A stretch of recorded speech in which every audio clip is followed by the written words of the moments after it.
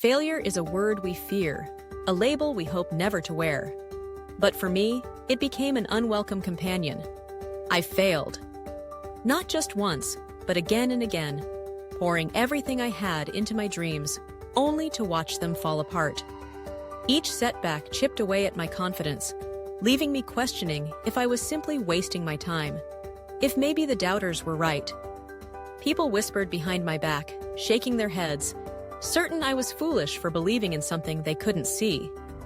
They mocked, called me a failure, and sometimes their voices echoed louder than my own resolve.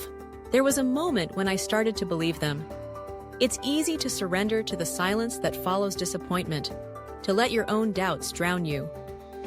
One particular night stands crystal clear in my memory. It was 3 a.m, the world asleep, while I sat alone in a bare, dimly lit room. No money left, no opportunities on the horizon, no one to turn to for answers. Only the relentless questions bouncing inside my mind. Where did I go wrong? Why does nothing work out? Should I give up and walk away? That night, I felt nothing.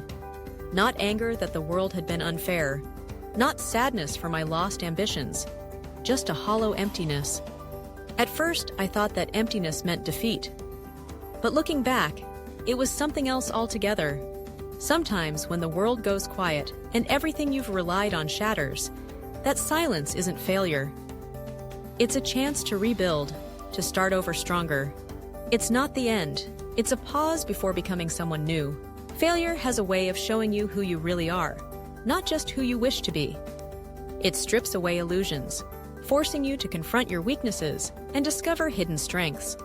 Most people believe success belongs to those with natural talent, but I've learned that's not true.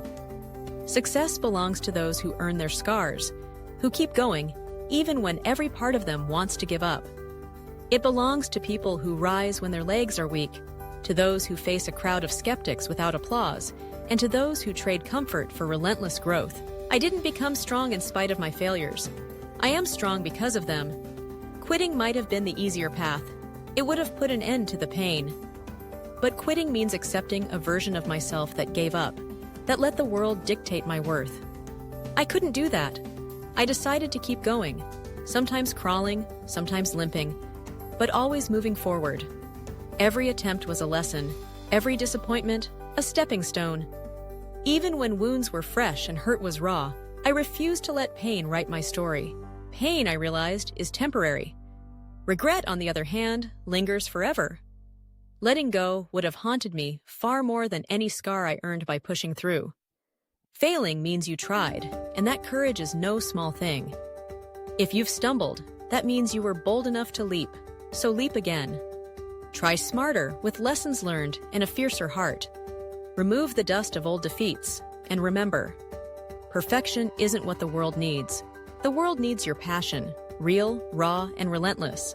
Somewhere deep inside, your fire is still burning, even if you've forgotten how bright it once was.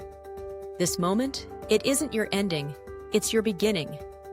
The start of a comeback stronger than setbacks, a story in which your resilience defines you. No one has seen your best yet. You haven't seen it yourself. You failed, but you refused to quit. And that's the unbreakable spark that will light your way forward.